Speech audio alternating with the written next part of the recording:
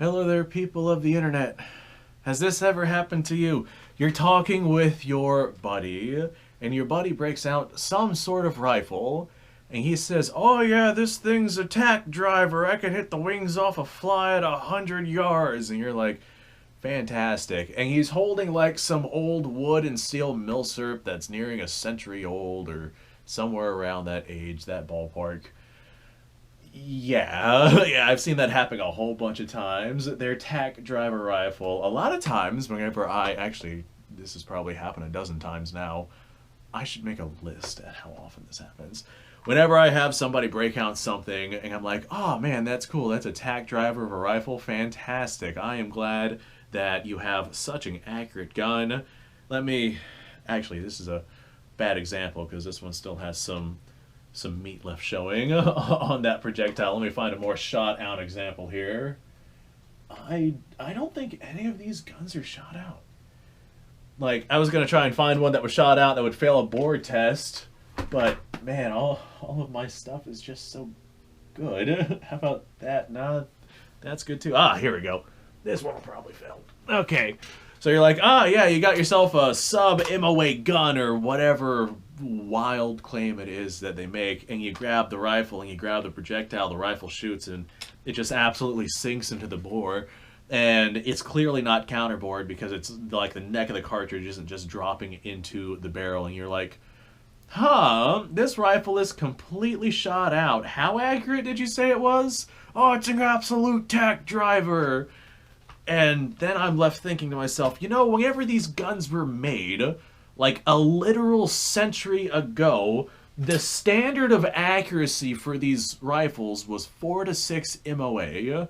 And that's new from the factory, like not a shot through it, pristine bores, etc., etc.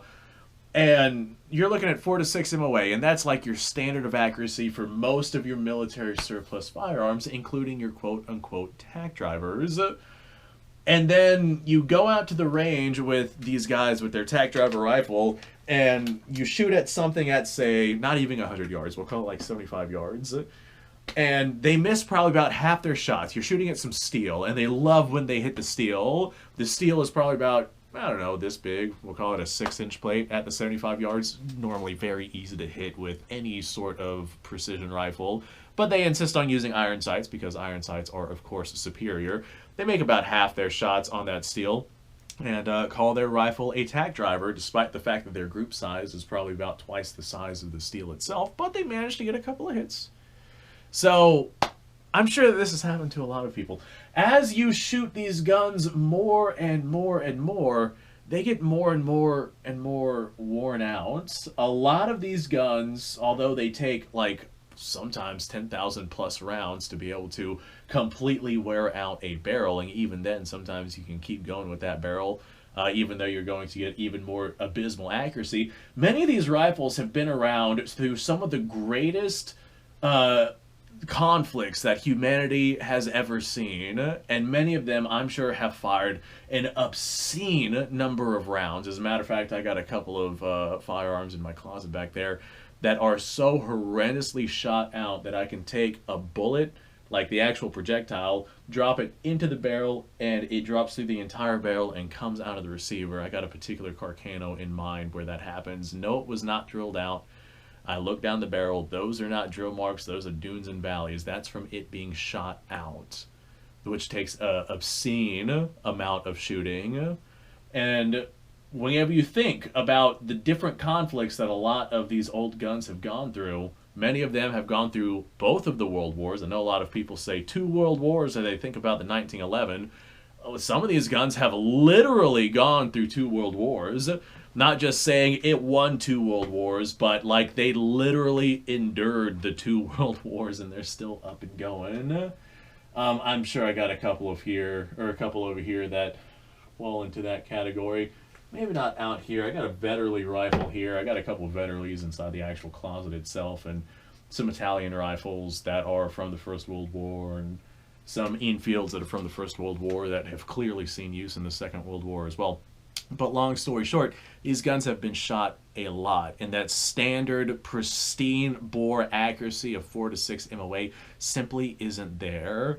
Whenever you get these guys that say they got a Tack driver rifle, and then you have somebody who is actually competent in shooting these guns sit behind the rifle and put it on paper, a lot of times it's overwhelmingly surprising just how not good the accuracy on these shot-out rifles are, but it's still a Tack driver in the eyes of whoever it is that is shooting it. Now, there are definitely some military surplus rifles out there that can have some really good accuracy. Like, I got a Mosin, it's a finished one, but it's got probably about 2 MOA accuracy with the right ammunition, and that is where a lot of this comes into play. You got to make sure that you're using the right ammunition with the right projectiles, the right powder charge, the right everything. You got to just kind of figure out what it is that your rifle actually likes. And with a lot of these old school milsurps, a lot of people just go out and buy factory loads for them, and that's fine and dandy if that's what you want to do.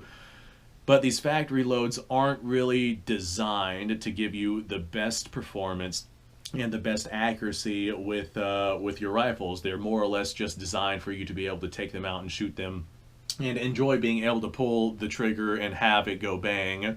And that's pretty much all it is that they were looking into.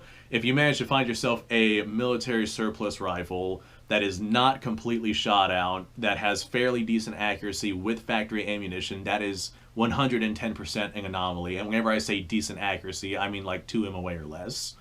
If you manage to get yourself one that has like 4 to 6 MOA, again, that is the standard of accuracy. That is what was expected from these rifles whenever they were made brand spanking new 100 years ago. Now, I'm not over here trying to dish out any hate or dish out any hate, or I'm not over here trying to make people feel bad that my standard of accuracy is a higher standard than their standard of accuracy clearly is. If you have a rifle that is accurate enough for you to be able to enjoy, then by all means, man, take it out to the range, have fun, you know, you do you. But my definition of a Tack driver and what other people claim is a Tack driver seems to be different than what is actually observed as a Tack driving rifle. To me, a Tack driver is something that can literally poke holes the size of a Tack. Like, if I were to put a Tack out at 100 yards on a target, you can smack that thing repeatedly with your rounds. We're talking, I don't know, I call a Tack driver probably a half MOA gun, which by today's standards is not all that hard to achieve with the right load and with the right rifle. But man, back whenever these guns, these old school military surplus guns were being made, especially with the surplus ammunition that they were running, it just was not all that accurate of a combination. But that's the Tack driving level of accuracy that makes people essentially claim mythical accuracy levels with these firearms, and it's just not true. And very, very, very rarely do I see these firearms perform in the same light that people try to paint them in. Way, way, way more often than not, whenever I hear somebody say, I have an overly accurate rifle, their military surplus rifle ends up being like your standard 4 to 6 MOA accuracy at 100 yards, and that's just the name of the game. That was the literal standard of these rifles. If they managed to find themselves a more accurate rifle than that, then they turned around and made it a sniper rifle for the most part. So maybe if you get yourself a sniper rifle version or something like that, you might be able to convince me that it's a more accurate rifle. But if you're just going to break out a standard M1 Grand, a rack grade M1 Grand, or a 1903 or a 1917, or a Mosin Nagant or some random Mauser, like a run-of-the-mill, mass-issued military surplus bolt-action rifle from a century ago, then I'm just not going to believe that it's all that accurate unless proven wrong. And very, very rarely have I been proven wrong on that. I wanted to get this off my chest. This was more or less like a rant video versus me talking about any real significant. This was me ranting versus giving information, and sometimes you just got to do that because there's times where things are just absolutely ridiculous and I'm like, man, that is hilariously bad because you are hilariously wrong. And way more often than not, it has to do with rifle accuracy. And way more often than not, it has to do with somebody telling me that they have a really accurate rifle and then they just can't perform with the level of accuracy that they're saying that they always do. Thanks for watching, folks. I appreciate your time. Like, subscribe, share. Description below is a link to all sorts of stuff. Go check it out. You guys go off. Have yourself a fantastic day. I'll see you on the next episode.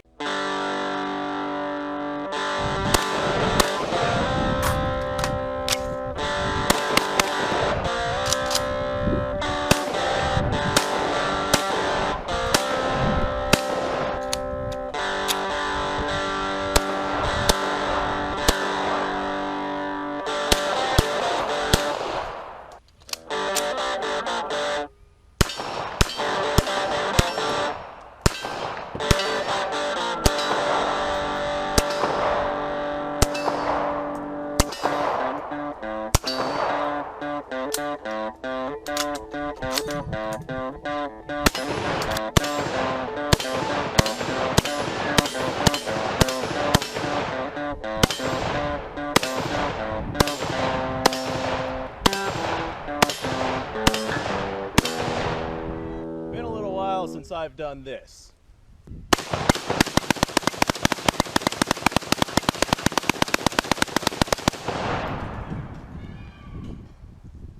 Bonnie and Clyde be damned. The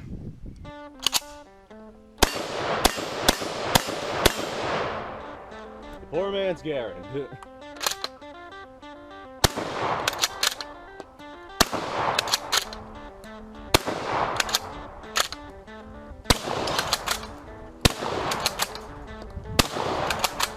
It's a shame that bolt-action shotguns aren't more mainstream.